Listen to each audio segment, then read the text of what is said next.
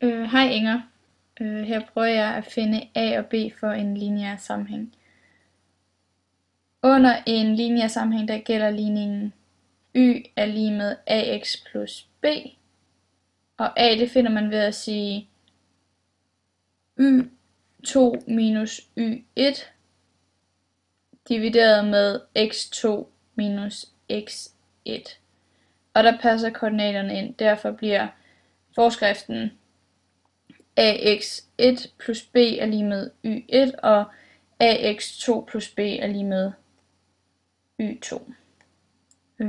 Og her, der trækkes ligningerne fra hinanden.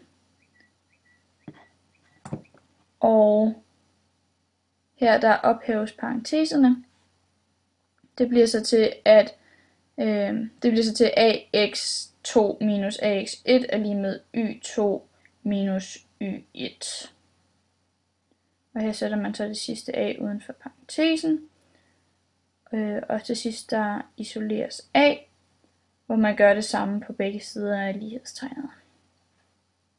Og til sidst så bliver a lige med y2 minus yx, og hvis man kan se det, x2 minus x1.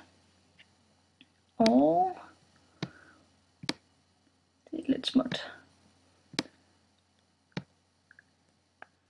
B finder man ved at sige ax1 plus b er lige med y1. Og her der isoleres b ved at trække ax fra på begge sider af lighedstegnet. Og b er derved